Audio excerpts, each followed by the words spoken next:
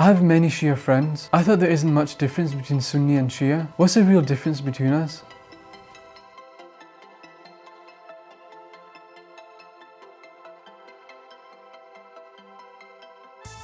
The word Shia is a short term for Shi'at Ali, which means the followers, faction or party of Ali. The true meaning of Shi'ism is to believe that Imam Ali ibn Abi Talib, may Allah be pleased with him, the cousin and son-in-law of Prophet Muhammad, peace be upon him, was the most worthy of becoming the first caliph after the Prophet's death, rather than Abu Bakr or Umar ibn al-Khattab, may Allah be pleased with them both, who were in actuality the first two caliphs. For individuals to hold that notion, I cannot object, because this is a matter of personal opinion and is open to individual consideration. Personally, I don't agree with that opinion, because that would have gone against the concept of the deciding of matters through consultation, known as shura in Islam. Also, if Ali had indeed become Prophet Muhammad's successor, that would have led to a trend of confining the caliphate within the close relatives of the Prophet, peace be upon him, and their offspring, creating a monarchy which is contrary to the teachings of Islam. And who would ever dare to remove a ruler who was a blood relative of the Prophet, peace be upon him? There is a saying of the Prophet that if a person does not attain something through his own merit, he will not attain it because of his heritage. In other words, a person's entitlement is determined by his deeds, not by his lineage, even if that lineage goes back to the Prophet himself. If someone feels that Ali ibn Abi Talib was genuinely more qualified for the position than Abu Bakr and Umar, then there is really no problem with that either. But this matter is not really worth the debate now, and rather impertinent, because they all passed away long ago. Then where does the problem lie? The real problem lies in the fact that some people believe that Abu Bakr and Umar actually usurped power from Ali, and that this came to be without proper consultation and consensus. This is absolutely false. To start with, Ali ibn Abi Talib pledged allegiance to both Abu Bakr and Umar in succession, and also to Uthman ibn Affan, who succeeded Umar. He was also an advisor to the three of them during their rule, and he loved them dearly. In fact, he named his sons after them. We know, of course, that Ali ibn Abi Talib was married to Lady Fatima al-Zahra, the daughter of the Prophet, peace be upon him. She died only 6 months after the death of the Prophet, and after that, Ali ibn Abi Talib married more than once. One of his wives was الصهباء حبيبة بنت ربيعة التغلبية. She bore him a son who was named Umar ibn Ali. So which Umar do you think he named his son after? Another of his wives was Layla bint Mas'ud ibn Khalid al-Tamimiyya, who was killed, by the way, in the Battle of Karbala. She bore Ali another son who was named Abu Bakr ibn Ali.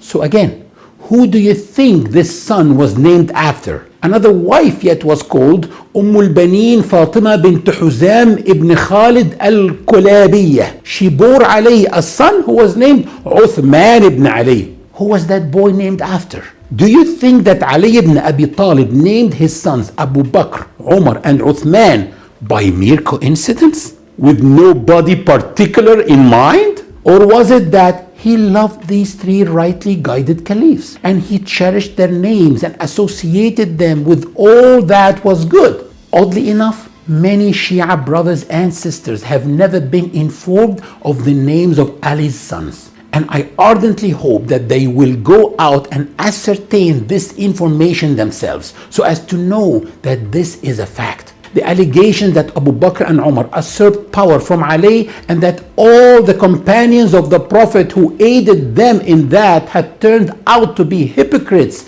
and even apostates, all of these allegations are insulting to the image of Ali himself and to that of the Prophet as well. For someone to say that all but a handful of the close companions of the Prophet left Islam after his death or turned out to be hypocrites, for someone to say that is very damaging to the image of the Prophet who taught these people and guided them. Imagine if the vast majority of students who had been taught by a certain teacher failed an exam. There is no way that such a teacher could be described as successful. He must have been a total failure. But in reality, the Prophet, peace be upon him, was the best teacher and the greatest mentor. Now, in order to back up their belief, the Shia claimed that this was the belief held by Al-Bayt, which means the family of the Prophet, peace be upon him. By the word family, they specifically refer to the grandsons of the Prophet, who were Ali's sons, and also to their offspring. They do not include the wives of the Prophet as members of Al-Bayt or the family. Moreover, in order to prevent anyone from challenging them, they claim that all Imams who are descendants of the Prophet were rendered infallible by God.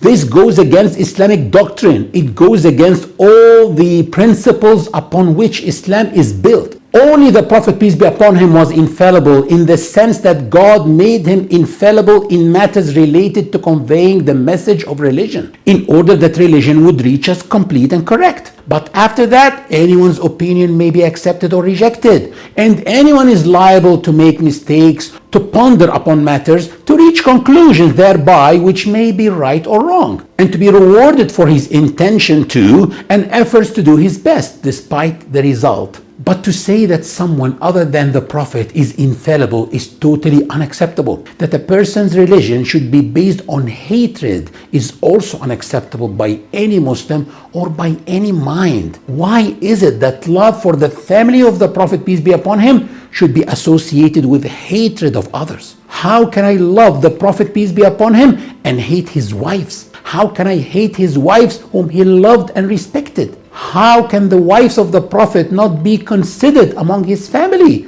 or Ahlul Bayt? Would it make sense for my sons and daughters and their spouses and their offspring to be considered members of my family, whereas my wife is not? God said in the Quran, "Today I have perfected for you the religion, completed my blessings upon you, and chosen the religion of Islam for you as the religion, and chosen as your religion Islam." That means that once the Prophet, peace be upon him, has died, religion is considered perfectly complete and nobody is permitted to add anything whatsoever. Nobody is allowed to add new rituals or acts of worship, or else that would be considered a bid'ah or improvisation of the religion. But sadly, there are some people who worship God through certain rituals that were added 50 years after the death of the Prophet, peace be upon him. The anniversary of the martyrdom of the hero Al-Husayn ibn Ali, who is considered along with his brother Al-Hassan to be the most admirable of all the young men in heaven, is celebrated on the day of Ashura. Supporting him and sympathizing with him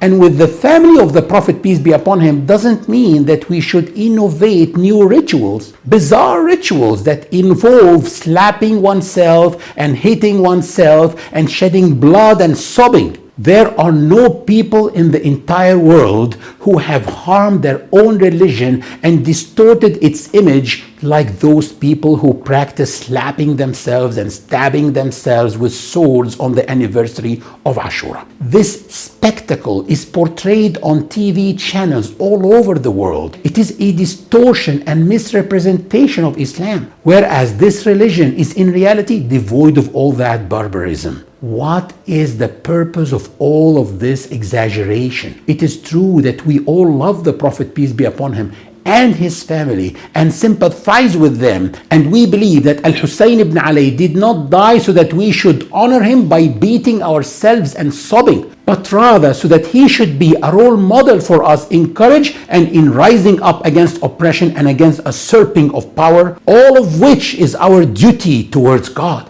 And in order to reinstate the principle of shura and consultation among Muslims. On the other hand, some Sunnis also improvised in religion regarding the day of Ashura. When they saw the Shia sobbing and hitting themselves, they tried to turn it instead into a day of Eid and made a type of dessert they call Ashura. Whereas the actual practice of the Prophet regarding the day of Ashura is to fast in order to acknowledge that Allah saved Prophet Moses and his companions from the Pharaoh. The Prophet never said to regard that day as a day of Eid by making desserts or celebrating. How can anyone consider lying to be a form of worship when worship is something we do to become closer to God? And the Prophet taught us that a Muslim cannot lie. At-taqiyya is the belief that telling lies is acceptable, even rewardable, to lie for the sake of Allah. Maybe in very limited and rare circumstances, a person may be allowed to lie in order to avoid persecution or harm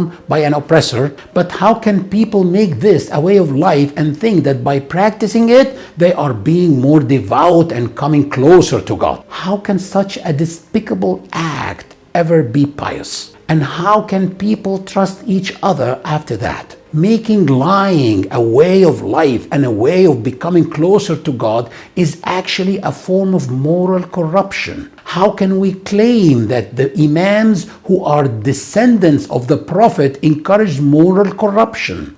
And then we claim that we love the descendants of the Prophet, whereas we are insulting them. God addresses the Prophet in the Quran saying, "As for those who have divided their religion and broken up into factions, have nothing to do with them." Why, after God brought us together under the banner of Prophet Muhammad, peace be upon him, and under the banner of Islam, why should we then disperse and break up into factions and invent all manner of innovative rituals and senseless notions to follow? How can human beings have the audacity to improvise in God's religion? Holding on to the Quran and to the ways of the Prophet is the only way to be saved and rightly guided. And any other paths which involve improvisation in religion or bid'ah, can lead only to our downfall. Thank you very much.